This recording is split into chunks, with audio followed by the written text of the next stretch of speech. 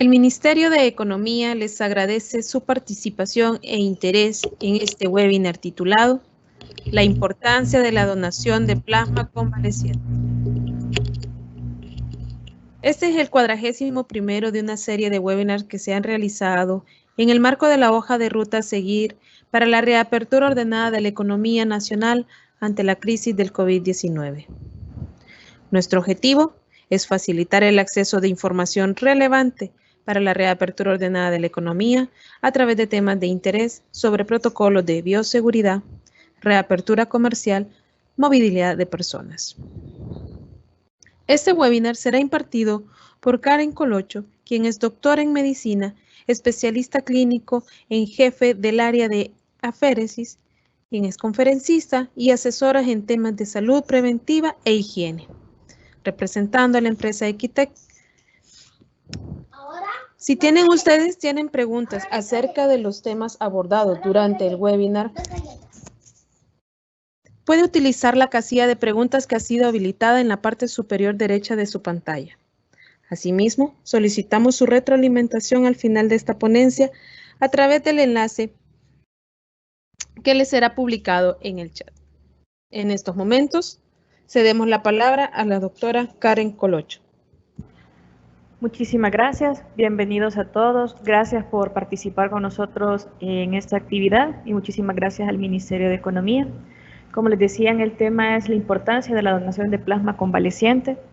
Yo soy la doctora Karen Colocho, soy especialista clínico en jefe de la empresa Equitec y el objetivo de la charla es explicarles de forma breve pero clara qué es el tema de la donación de plasma convaleciente, por si nosotros estamos superando la enfermedad o ya la superamos o tenemos algún conocido, poderle hablar sobre el tema y poder ayudar a otros a través de esta información.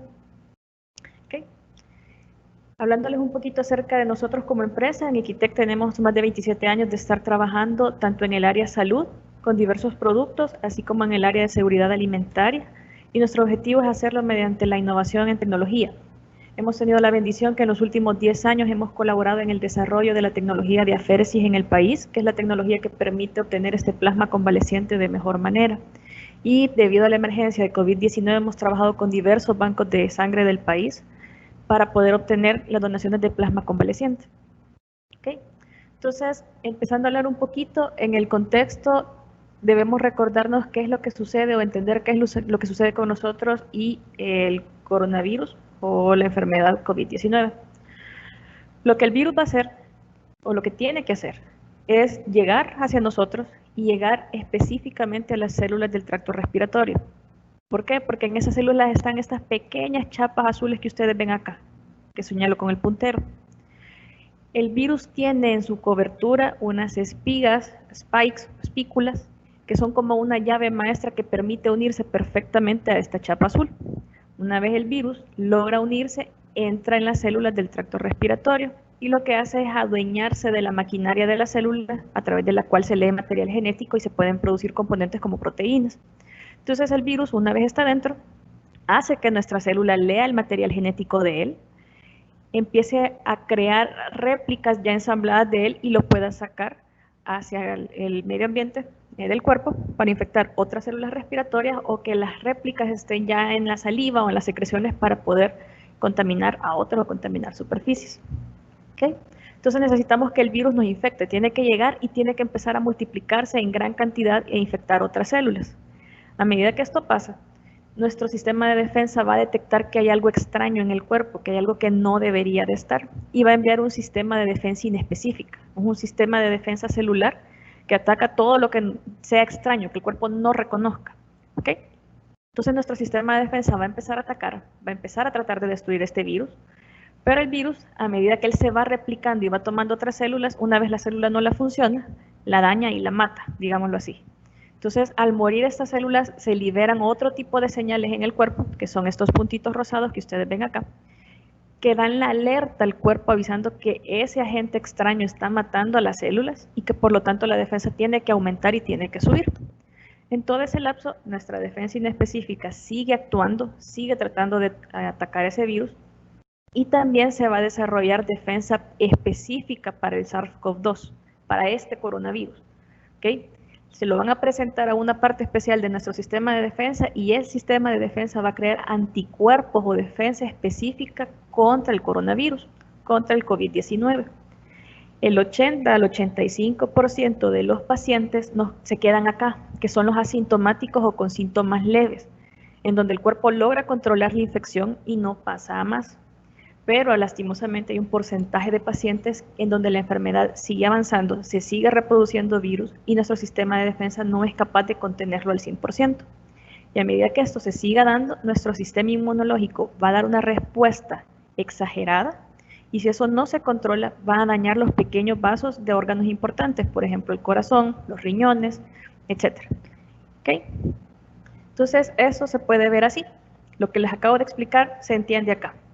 En la primera fase, que es donde están, como les digo, el 80% de las personas, está acá, va a iniciar con que el virus empiece a replicarse en grandes cantidades. Nuestro sistema de defensa lo empieza a detectar, de forma inespecífica lo empieza a atacar, y aunque el virus destruya parte de nuestras células, se va a formar una defensa específica, muy probablemente, que va a ayudar a erradicarlo. Entonces, si ustedes ven la severidad de la enfermedad, sube, pero en la mayoría de casos va a quedar hasta acá, va a quedar limitada y el paciente o no tuvo síntomas, o tuvo síntomas muy leves, como ven aquí abajo. Tiene síntomas como tos seca, dolores de cabeza, fiebre, malestar de cuerpo, pero nada que realmente comprometa su salud o que sea muy escandaloso. El problema está en que hay pacientes que a pesar de esto, el virus sigue replicándose, sigue dañando células y la respuesta de alerta del cuerpo hace que nuestro sistema de inflamación también empiece a responder para tratar de contener la infección que nos está atacando. Si ustedes ven, la severidad va avanzando. Cuando el paciente está en esta fase, puede que ya empiece a tener dificultad para respirar, que sienta cansancio. Algunos pacientes han dicho que sienten como que respiran vidrio, cuesta respirar, y son los pacientes que ya necesitan asistencia médica. Idealmente es en estas fases, en la segunda fase, ya sea la fase 2A o fase 2B, deberíamos de poder cortar la infección, porque en caso esto no se detenga, nuestro sistema inflamatorio va a tener una respuesta desproporcionada, que ya aunque el virus no esté, va a dañar el resto de nuestro cuerpo, y es donde tenemos la mayor severidad de la enfermedad. Y estos son los pacientes que están en cuidados intensivos, que son alrededor de un 10% más o menos, que van a tener problemas respiratorios, tienen que estar conectados a un ventilador, van a tener falla de múltiples órganos y potencialmente pueden llegar a morir. Entonces lo ideal es poder cortar la infección acá, evitar que la respuesta inflamatoria se desarrolle o se desproporcione para evitar más daño de lo que en realidad el virus va a causar. ¿Okay? Entonces, viéndolo de otra forma, este gráfico solo nos vamos a centrar en 3 rayas. Esta azul, que simboliza cuando el virus lo queremos detectar a través de exámenes de laboratorio. ¿En qué momento nos infectamos? Nadie sabe. Eso no hay manera de saberlo. El virus va a llegar a nosotros, va a tener un periodo de incubación, puede ser tan corto como en 2-4 días o hasta 7 días. Pero lo que sí sabemos es que cuando tengamos el inicio de síntomas, ya va a haber carga viral que los exámenes lo puedan detectar. El examen que detecta el virus o la genética del virus se llama PCR en tiempo real. Y aquí sí les quiero hacer una aclaración. Tal vez ustedes o algún familiar de ustedes, por algún otro proceso infeccioso o de salud anteriormente, ustedes habrán visto boletas de laboratorio que decían PCR. No es la misma. Esta PCR es por las siglas en inglés de un examen que se llama reacción en cadena de la polimerasa. Lo que hace es que se toma una muestra de las células de la garganta, o de la parte posterior de la garganta, o de la parte posterior de la nariz, y se busca la genética del virus ahí. Si el virus está presente, se va a descubrir su genética. Esa es la PCR en tiempo real. La que ustedes alguna vez habrán visto en exámenes suyos o de un familiar, que dice PCR, esa es de las siglas en español de proteína C reactiva. Eso es otra cosa completamente diferente. ¿Okay? Entonces, cuando empiezan los síntomas, tenemos la mayor carga viral que puede ser detectada en las pruebas. A medida que nuestra defensa inespecífica y nuestra defensa específica empiezan a actuar, vamos a ver cómo el virus va a caer y eventualmente va a desaparecer. Y si ustedes se fijan en estas 2 líneas punteadas, estos son los anticuerpos o la defensa específica que el cuerpo va a desarrollar. Primero desarrolla un tipo y luego va desarrollando y va creciendo en cantidad el otro tipo de defensa, que es el que se mantiene por más tiempo, que es esta línea punteada verde. Entonces, cuando nosotros desarrollamos esta respuesta o estos anticuerpos, esto es lo que nosotros estamos buscando obtener en el plasma de alguien que sobrevivió para poderlo transferir a otro paciente. Ese paciente que estaba como ustedes se acuerdan, las fases que vimos anteriormente, que está en la etapa 2, que su estado de salud está deteriorándose, que no queremos que llegue a la fase 3, puede ser que su cuerpo haya desarrollado anticuerpos en muy poca cantidad, puede ser que la alerta que está dando el cuerpo no alcanza a cubrir tanta producción de anticuerpos como debería, puede ser que no los produzca incluso, o puede ser que simplemente necesite una ayuda, mayor cantidad de anticuerpos para poder eliminar ese virus, que ya no siga dañando células, que ya no se siga dando una señal de alerta en el cuerpo y que no se despierte la respuesta inflamatoria desproporcionada y evitar así la fase 3. Entonces, cuando nosotros vamos a donar o queremos que alguien done plasma convaleciente, lo que estamos buscando es esta respuesta, estos anticuerpos, que se conocen como IgM e IgG. ¿Okay? Entonces lo que hacemos es adquirir inmunidad, pero nosotros como seres humanos podemos adquirir inmunidad por dos vías. Podemos adquirir la inmunidad de forma activa, es decir, que mi cuerpo desarrolle la defensa. Lo puedo hacer de forma natural, que me llegue una infección y mi cuerpo al defenderse desarrolle una respuesta específica a esa infección, como en este caso serían los sobrevivientes a COVID-19, o de forma artificial, por ejemplo, las vacunas. Las vacunas son de virus atenuados que las inyectan en el cuerpo, no pueden causar la enfermedad, pero sí le sirven al sistema inmunológico para crear anticuerpos específicos para esas enfermedades y que nos protejan y que aunque estemos expuestos no nos vayan a dar.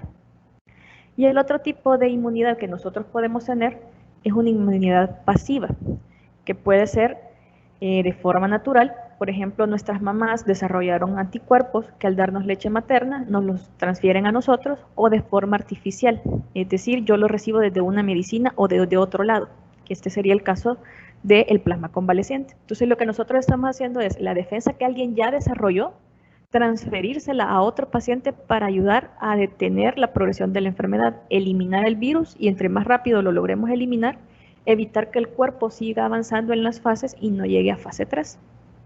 ¿Okay? De los anticuerpos o del plasma convaleciente, en algún momento pueden escuchar algo que se llame titulación de anticuerpos. Esto básicamente es que si a mí me toman una prueba, mi prueba en sangre, y si yo tuve COVID-19 y voy y me acerco para poder donar, van a titular qué cantidad de anticuerpos tengo, porque eso es importante. O sea, no solo tengo que tenerlos, tengo que tener una adecuada cantidad, y eso quiere decir que ponen una prueba, suero de mi sangre, y le empiezan a diluir. A mayor dilución se haga y se siga encontrando mis anticuerpos, quiere decir que yo tengo gran cantidad, y al paciente que se le transfiera va a recibir esa gran cantidad de anticuerpos para que pueda destruir el virus. Caso contrario, si a pocas diluciones ya no lo encuentran, quiere decir que tengo muy poquito en mí, y en realidad lo que le van a pasar es plasma, que es agua básicamente, de un donante a otro, y en realidad eso no va a ayudar al paciente a poder combatir la enfermedad. ¿Okay? Por eso es la titulación de anticuerpos. Entre más yo diluya la muestra y siga encontrando los anticuerpos, mayor cantidad sé que va a haber en el plasma que esa persona va a donar. ¿Okay? Entonces, hablando del proceso en sí de donación, esta es una fotografía del Hospital Nacional Rosales, de dos personas que de manera altruista fueron a donar. ¿Sí? El objetivo es poderle brindar la inmunidad creada por un sobreviviente de COVID-19 a otro paciente y evitar que se siga deteriorando su salud. ¿Okay? No es una medicina específica, no hay un tratamiento específico como tal, ninguna evidencia clínica se ha publicado ahorita que diga esta es la cura para el coronavirus o para COVID-19, no existe. Es una terapia de bajo costo, es mucho menor costo que adquirir ciertos medicamentos que quizás nuestro sistema de salud no podría costearlos para todos los pacientes que lo necesitan. Urge la necesidad de poder brindar algún tipo de terapia que, aunque no se tenga una certeza al 100%, se están viendo buenos resultados, y al valorar la salud y la vida de alguien, pues se opta por un tratamiento que le pueda dar la capacidad o le dé el chance de poder evitar la progresión de la enfermedad y por tanto evitar la muerte. Y también se está haciendo por el hecho de que los resultados de estudios científicos, como deberían de hacerse con rigor, que son estudios aleatorizados y que tienen que cumplir otra serie de características, no están disponibles al corto plazo. O sea, es mentira venir y decir que ya se tiene un estudio de evaluación de pacientes de al menos 12 meses, si el COVID ni siquiera tiene, apenas tenemos 7 meses de estarlo viendo a partir de enero, que ya se empezó a hablar más de esto, no hay estudios antes de eso, o sea, no se sabe, antes de eso no hay 1 año de experiencia, no hay 2 años de experiencia, toda la experiencia se está creando exactamente ahorita. En un futuro sí se va a tener mayor conocimiento y bases científicas, pero ahorita no la hay. Lo que sí tenemos son pacientes enfermos, pacientes que se están deteriorando y que necesitan que se les brinde algún tipo de atención que les permita poder sobrevivir la enfermedad. ¿Okay? Entonces, el flujograma o qué es la ruta que sigue una persona que ha sobrevivido al COVID y que desea donar su plasma. La persona tuvo la enfermedad, tiene que ser una enfermedad leve o moderada, no tiene que haber sido un paciente que estuvo en estado crítico. El paciente se recupera de la enfermedad, se comunica a los teléfonos de Plasmatel del Ministerio de Salud o se comunica directamente a los bancos de sangre y agenda una cita. En esa cita se le va a evaluar físicamente por un médico, se le va a hacer una evaluación, se le van a tomar exámenes y entre los exámenes que se le va a tomar están los anticuerpos que neutralizan al virus, la IgG y la IgM que hablábamos anteriormente. Si el paciente recuperado no tiene anticuerpos detectables, no va a poder donar, porque lo que necesitamos son esos anticuerpos. Pero si están presentes y en buena cantidad, entonces se programa la extracción mediante el método de aféresis. Ese plasma que se obtiene, generalmente se obtienen 600 ml, 800 ml y se hacen dosis de 200 ml. Entonces se fracciona a dosis de 200 ml y una de esas dosis se le va a transfundir al paciente según las indicaciones médicas. Y esto recae en los médicos que están atendiendo al paciente. ¿Okay? No es para todos, tiene indicaciones precisas y ellos van a determinar el momento en que se les debe de hacer la transfusión. Y una vez se hizo la primera transfusión, se va a evaluar, según las indicaciones del Ministerio de Salud, hasta 24 o 48 horas después, para evaluar si requeriría una segunda dosis o no. Esto, insisto, esto lo ve el médico a cargo del paciente. Pero ese es básicamente el flujograma. Entonces, ¿qué necesitamos si nosotros queremos ser donantes de plasma, si tuvimos la bendición de haber sobrevivido al COVID-19? Tenemos que tener edad entre 18 y 65 años, estos son criterios de cualquier donación que se quiera hacer. Un peso mínimo de 50 kilogramos. Tomemos en cuenta que lo que van a extraer de nosotros es el agua de nuestra sangre. Entre más pequeñito o más delgadito sea la persona, más fina sea, menor volumen de sangre tiene. Entonces, si yo no cumplo con los criterios de peso, muy probablemente la cantidad de plasma que me van a sacar no va a ser suficiente para poder transfundírsela a un paciente.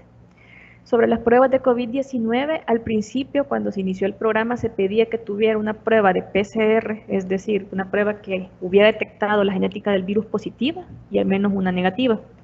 Pero actualmente se ha abierto el esquema y a todo paciente que tuvo sospechas de COVID o que sus síntomas fueron muy parecidos al COVID-19 y no tiene la prueba de la PCR en tiempo real, se le pide que se acerque al plan piloto que está llevando a cabo el Hospital de Niños Benjamín Blum y ahí se le hace la titulación de anticuerpos. Si tiene anticuerpos positivos, quiere decir que sí tuvo la enfermedad y si los tiene en adecuada cantidad, pues ya es una persona apta para donar. Otro criterio es que tenga una buena vena. La donación no es por gravedad. Si alguno de ustedes alguna vez ha ido a donar sangre, cuando uno dona en una bolsita, lo que se hace es que nos toman la vena con una aguja y por gravedad se llena la bolsita. En este caso es una máquina que está funcionando y que lo que hace es succionar sangre, hacer que la sangre dé una vuelta por un sistema de tubuladuras cerradas y estériles y que regrese a mi cuerpo. Entonces necesito una vena que soporte la succión y que soporte la devolución. Si mis venas son muy delgaditas, lo que va a pasar es que va a estar tapando la aguja del sistema y muy probablemente el procedimiento no se va a poder llevar a cabo. Lo otro es que si yo voy a presentarme a donar, no tengo que tener síntomas al menos desde hace 14 días. O tienen que haber pasado 14 días desde la última vez que yo presenté síntomas. Y no tener fiebre, especialmente el día que yo me presente a mi entrevista o a la donación, no tengo que tener fiebre. Probablemente puede que no sea coronavirus o COVID-19, pero puede ser que me esté empezando una fiebre, una gripe, alguna infección de la garganta que no sabía. Entonces yo no puedo donar con fiebre. ¿Okay? Y hay otra serie de criterios que tienen que cumplirse, que todos los bancos de sangre acreditados por la AABB deben de cumplir. Entre ellos está también las pruebas serológicas. Se tienen que hacer pruebas a la sangre de la persona para sífilis, chagas, hepatitis, VIH. y esas pruebas tienen que ser negativas para que esa sangre pueda ser transfundida de forma segura a otra paciente. Bueno, en este caso plasma, no sangre, pero cumple los mismos criterios. ¿Sí? Entonces, es indispensable si yo voy a ser donante tener el anticuerpo. Que haya tenido la enfermedad no quiere decir que yo tenga anticuerpos. Hay personas que no desarrollaron anticuerpos. ¿Por qué? Porque su defensa celular inespecífica fue tan efectiva que destruyó el virus. O tengo anticuerpos pero en muy poquita cantidad. Entonces yo tengo que tener anticuerpos en títulos bastante aceptables para que esa donación sea eficiente. Tengo que tener una vena de gran calibre, como les explicaba antes, y esta foto es el mejor ejemplo. Una vena de adecuado calibre es aquella que cuando se le pide a la persona que apriete el puño sin ponerle un guante o una liga arriba, la vena se salta sobre la piel y se observa perfectamente. Entonces, en estas venas, aunque la máquina haga succión y retorno, la vena no va a sufrir ningún daño. ¿Qué puede pasar? Que cuando retorne la sangre, la vena no soporte la presión de la sangre retornando y puede salirse la sangre y ahí se tiene que detener el procedimiento. Entre más delgadita es la vena que ella escoja, más probablemente que eso pase.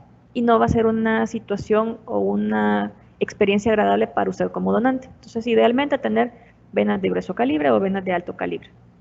Y algo que sí es importante es que por favor no tienen que estar en ayunas. Generalmente tenemos la concepción que para ir a donar tenemos que estar en ayunas. Esto no es correcto. Si son exámenes de laboratorio, sí, ahí sí tenemos que ir en ayunas.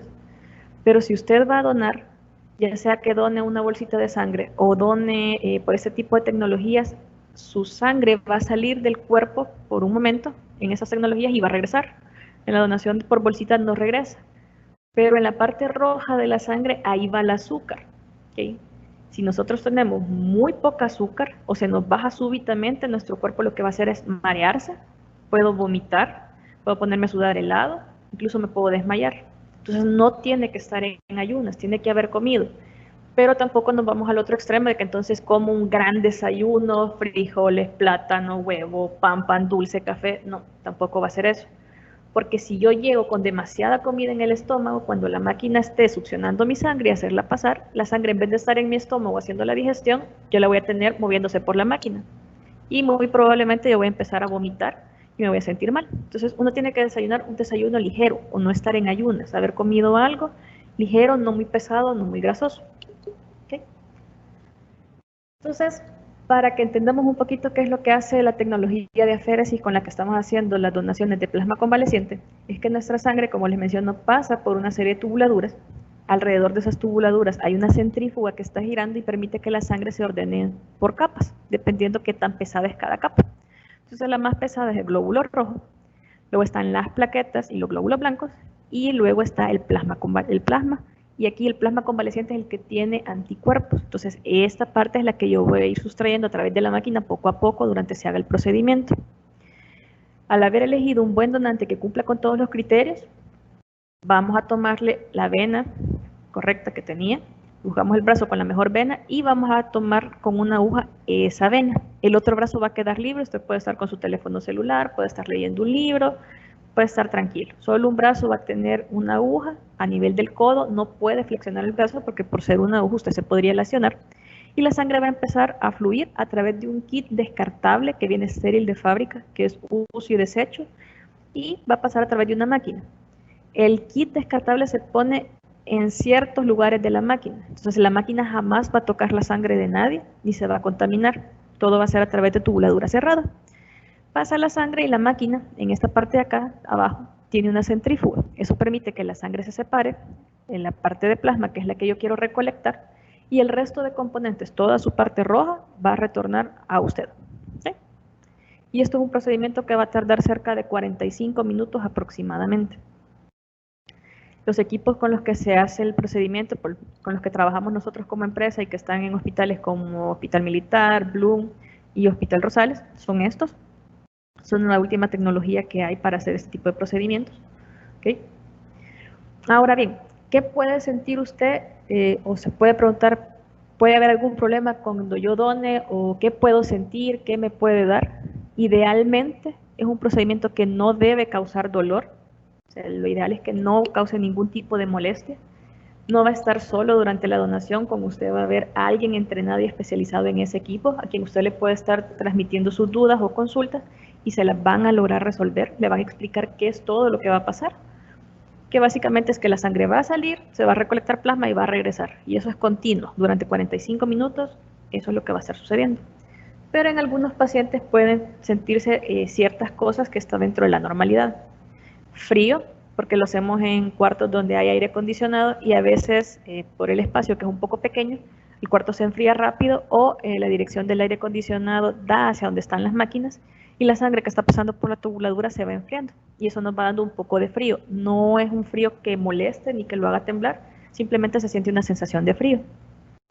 Puedo sentir un temblor leve en los labios o en el cuerpo, pero no tiene que ser molesto. Muchos lo asociamos con la sensación como de anestesia en los labios, como que nos han puesto anestesia. Es una sensación de anestesia, un temblor ligero. No tiene que ser un temblor de todo el cuerpo, ni de la cara, ni que sea molesto. ¿Okay? Y a veces también por el frío podemos empezar a temblar. Y lo menos común es mareo, especialmente si usted no se ha estado hidratando, si usted va en ayunas, muy probablemente lo va a sentir.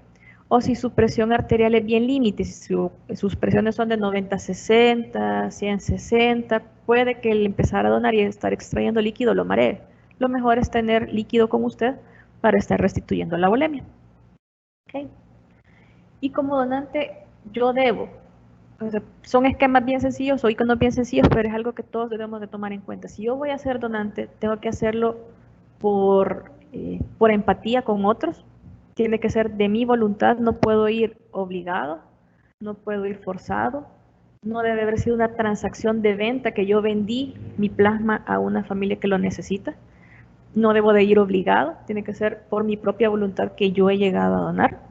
Estar hidratado, si puede llevar una botella con agua para estarse hidratando, lo puede estar haciendo. Llevar tiempo, como les digo, el procedimiento tarda 45 minutos, pero a veces llegan 10, 12 donantes al día. A todos se les va a atender, solo hay que tener un poquito de paciencia y tener en mente que usted puede ayudar otra vez a otra persona que tal vez no conozca o que lo conozca y agendar su cita para la próxima semana cuando usted podría llegar para hacer su donación. ¿Okay? Estos son ejemplos de personas que han donado su plasma. Estas son las máquinas, si ustedes las pueden ver acá. La máquina controla absolutamente todo el procedimiento y estas bolsas y esto que estoy señalando acá, por aquí es que pasa la sangre del donante. Jamás la máquina va a tocar la sangre, ni las personas que están a cargo del procedimiento nunca van a tocar su sangre. Usted no se va a contaminar. A medida que el procedimiento va avanzando, se va recolectando el plasma y este es el producto final. Aquí hay cerca de 800 ml en cada bolsita y se hacen dosis de 200 ml. Entonces aquí hay 8 dosis que van a ayudar a alguna persona que lo necesite. Eso es todo por mi parte. No sé si hay alguna duda o consulta.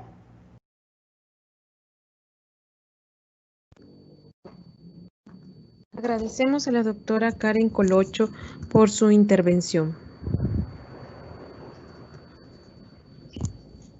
En estos momentos vamos a pasar a la sección de evaluación de nuestro webinar, para lo cual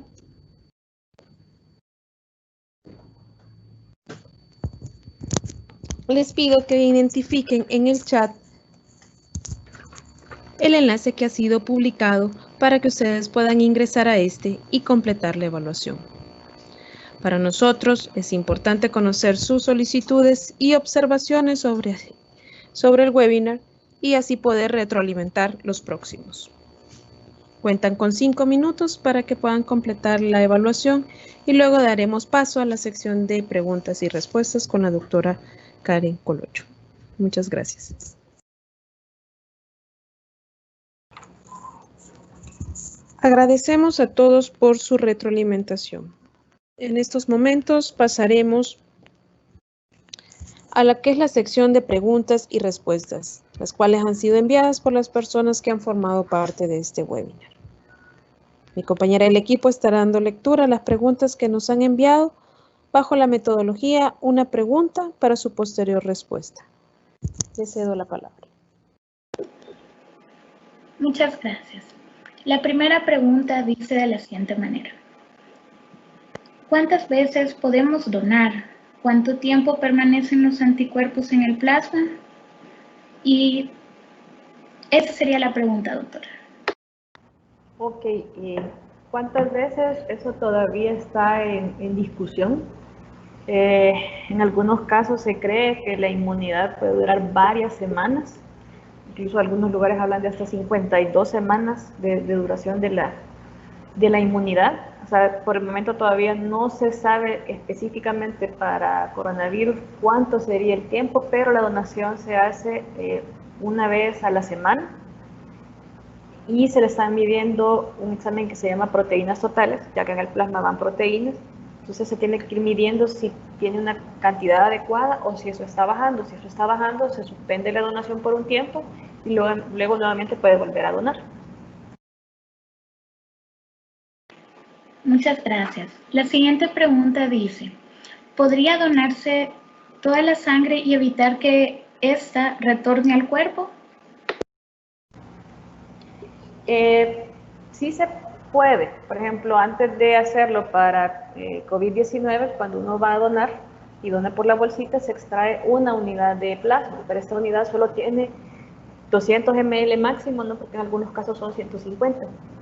El mayor problema que se tiene es que si usted dona hoy esa bolsita de sangre total, porque la va a donar como sangre total, usted no puede llegar hasta dentro de 3 meses si es hombre, y si es mujer hasta dentro de 4 meses.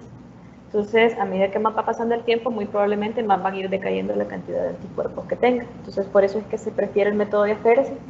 Uno, porque permite sacar grandes volúmenes. Hay, como les mostraba en la foto, hay donantes que dan su complexión física, les permite donar 800 ml de una sola vez cada semana.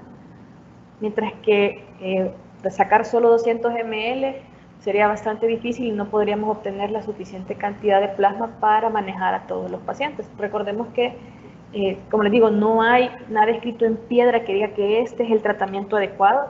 Se ha visto que ayuda a mejorar a los pacientes y eso va a permitir que aquellos pacientes que estén en la fase 2 logren salir más pronto del hospital. O sea, si eso les va a ayudar a que la enfermedad termine más pronto, logren salir del hospital y del sistema de salud no colapse. Y eso permita que pueda llegar otro paciente y recibir la misma calidad de atención. ¿Okay? Muchas gracias, doctora. La siguiente pregunta dice, ¿cómo puedo estar seguro que si los síntomas fueron tan leves, se puede ser un candidato para proveer el plasma? Lo mejor que podrían hacer es llamar, por ejemplo, al número de Plasmatel, 2133-3298, y explicarles a ese número que ustedes quieren donar plasma, que tuvieron síntomas sospechosos, pero nunca se les hizo el diagnóstico, y los van a derivar a los bancos de sangre, podría ser el Hospital Nacional de Niños Benjamín Blum o el Hospital Nacional Rosales, y si es en el Hospital Rosales, eventualmente va a llevar una muestra de su sangre al Hospital Blum, porque cuando se inició el programa, ustedes veían, yo les ponía que se pedía la prueba del PCR que estuviera positiva y le va negativa, o sea, la prueba que medía al virus, porque no se tenía en el país todavía las pruebas para detectar los anticuerpos. Entonces, el Hospital Nacional de Niños Benjamín Blum inició un plan piloto en donde si usted se acerca y comenta que quiere ser donante, pero que nunca se le hizo un diagnóstico ni le confirmaron si tuvo COVID-19, le van a hacer la entrevista y lo van a procesar como un donante y le van a hacer la prueba de anticuerpos. Si en la prueba de anticuerpos, aunque sus síntomas hayan sido muy leves o muy vagos, usted tiene anticuerpos, usted va a poder donar. Esa es la única forma para poder determinar. Muchas gracias, doctora. La siguiente pregunta dice, ¿cuáles son los síntomas más comunes de la enfermedad? ¿Es posible que existan síntomas gástricos? Sí, lastimosamente el coronavirus no tiene un patrón muy específico de síntomas. Se puede parecer casi que a cualquier cosa, a cualquier gripe, a cualquier resfriado, pero sí se ha descrito entre los síntomas más comunes está fiebre, que dan el 50% de los casos, tos, síntomas gastrointestinales, diarrea, vómito, incluso vómito con sangre. Puede dar simplemente malestar de cuerpo, según ciertos estudios, por ejemplo, de personal de salud, hay personas que no tuvieron nada de esto, que lo único que presentaron fue como dolor en el cuerpo y fatiga, y al tomar la prueba salieron positivos. Entonces, sí pueden haber síntomas gástricos, puede haber síntomas, como les digo, tos, fiebre. La tos tiene que ser tos seca, no es una tos con flema, ni que usted saque esputo verde o amarillo, eso no es con con COVID-19, tiene que ser una tos seca. Esos son parte de los síntomas que puede dar. La pérdida o disminución del olfato se asocia bastante, no es un signo característico, pero si usted de repente, por ejemplo, va a preparar café y no siente el olor del café o lo siente muy, muy débil, cuando es un café que usted reconoce rápido el aroma, eso puede estarle indicando que usted está disminuyendo su olfato o si perdió el gusto. Entonces, si ha tenido síntomas gripales y pierde el gusto, podría ser que sean síntomas compatibles a coronavirus o COVID-19, especialmente si ha habido alguien más en su casa o en su núcleo familiar o en el área de trabajo donde usted está que haya tenido los síntomas o que haya tenido la enfermedad, puede ser bastante indicativo de que haya tenido COVID. Muchas gracias. La siguiente pregunta dice, ¿cuántas bolsas o cantidad de plasma necesita un paciente? Eso va a depender de la indicación médica. Los lineamientos se acopla cada país hacia su propio protocolo de qué cantidad y cómo lo va a transfundir. En el lineamiento que está vigente en el país está descrito que la dosis puede ser de 200 o 250 ml cada dosis. Se transfunde una dosis y se evalúa 24 o 48 horas después para saber si el paciente va a requerir una segunda dosis o no. Y si en caso la requiera, pues el médico va a hacer la requisición y se colocaría la transfusión máximo 2. O sea, tampoco es que todas las semanas yo voy a donar y todas las semanas a mis familiares le van a poner mi plasma, no funciona así. Entonces, según los lineamientos nacionales que están vigentes, máximo 2 dosis se le van a dar al paciente, con un intervalo de 24 a 48 horas. Muchas gracias por su respuesta. La siguiente pregunta dice, ¿conoce o existe una estadística sobre la donación de plasma convaleciente en el país? El Ministerio de Salud sí tiene las estadísticas de sus bancos de sangre, cuánto es lo que se está haciendo diario. Cada hospital trabaja de forma independiente, pero hay hospitales que a veces llegan 14 donantes, 19 donantes, hay días que solo llegan 5 donantes a un banco, pero en otro llegaron 17 donantes. Hay bancos de sangre que están trabajando de lunes a domingo, hay otros que trabajan de lunes a sábado. Todo es relativo, pero todo eso se reporta al Ministerio de Salud. El Ministerio de Salud lleva contabilizado qué cantidad y cuánto dona cada persona, así como cuántas alícuotas se pueden sacar de cada una de las donaciones que han hecho. Muchas gracias. La siguiente pregunta dice, ¿una persona que sufre de lupus y es sobreviviente del COVID-19 puede donar plasma? Tendría que evaluarlo el médico que le evalúa, valga la redundancia, antes de la donación. Se pide que si es donante con enfermedades crónicas, esas estén controladas. Habría que ver si lupus incluye en ellas. Honestamente le mentiría, pero son parte de las dudas que se hacen. Cuando usted llama a Plasmatel, que es como un call center de los bancos de sangre, digámoslo así, ellos le hacen un primer cuestionario, un primer screening. Al hacer esa entrevista por teléfono con usted y ver si cumple los parámetros, ellos le ayudan a derivar a qué banco de sangre y a qué hospital podría ir. Eso también aplica para los síntomas. O sea, ellos hacen un screening, un tamizaje y permite derivar mejor a la persona hacia donde tendría que ir. Muchas gracias. La siguiente pregunta dice, ¿existe algún efecto secundario con este tipo de tratamiento? No, es como una transfusión normal. Digamos, hay pacientes que por problemas en la coagulación les transfunden plasma. El plasma es el agua de la sangre que todos tenemos.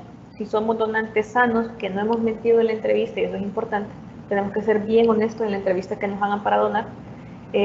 Básicamente es mi agua, que lo que va a tener es anticuerpos contra una enfermedad en específico. No va a llevar ninguna consecuencia aparte de lo que una donación normalmente tiene. Y por eso, no sé si alguien ha escuchado que, por ejemplo, no se puede o no donan las mujeres que ya hayan tenido hijos, porque hay puede haber una producción de anticuerpos que se llaman HLA, que esos anticuerpos no ayudan, sino que cuando se transfunde ese plasma con esos anticuerpos, el paciente que recibe ese plasma podría tener una reacción que se llama TRALI. Y esa reacción lo que hace es dañar el pulmón de la persona que recibió la transfusión. Entonces, para evitar ese riesgo, las mujeres que han tenido hijos no pueden donar. O sea, no es por una cuestión de género, sino que por esa cuestión de de los anticuerpos que podrían estar presentes. Muchas gracias, doctora. Quizás siguiendo con su respuesta, uno de los participantes desea conocer en qué casos no es posible ser donador de plasma. Como les decía, puede ser un paciente con enfermedad crónica, pero que esté controlado. Por ejemplo, diabéticos o hipertensos pueden donar media vez estén controlados. Personas que toman medicamentos para la coagulación no pueden donar. Haber tenido hepatitis, porque su titulación o antecedentes de esta no pueden donar. Básicamente esto es un criterio muy similar a si usted quiere donar sangre, son básicamente los mismos, y lo otro es que en la prueba de anticuerpos usted no se le detecten anticuerpos, usted no podría donar plasma convaleciente. Ese es como el requisito principal ahorita. Muchísimas gracias, doctora, por todas sus respuestas. Doy por finalizada la etapa de preguntas. Muchas gracias. Agradecemos nuevamente a la doctora Karen Colocho por compartir de su tiempo de manera voluntaria para el apoyo de este webinar, en el cual ha impartido contenido que ha sido de suma importancia para conocer más sobre la donación de plasma convaleciente y dejarnos claro la importancia y lo seguro que es este procedimiento. De igual manera, les agradecemos a cada uno de ustedes por acompañarnos hasta el final de este webinar e invitarlos al siguiente, que realizaremos el día de mañana, viernes 24 de julio a las 9 de la mañana, el cual será impartido por los especialistas Jaime Rodríguez, Flor María Cortés, Yulisa Castro y Mario Lozano, quienes son socios y asociados de la firma Arias, con el tema Regulación en la nueva normalidad. Los esperamos en los próximos webinars que realizaremos en el marco de la hoja de ruta a seguir para la reapertura ordenada de la economía nacional ante la crisis del COVID-19. Damos por finalizado este webinar. Que tengan todos buen día. Muchas gracias.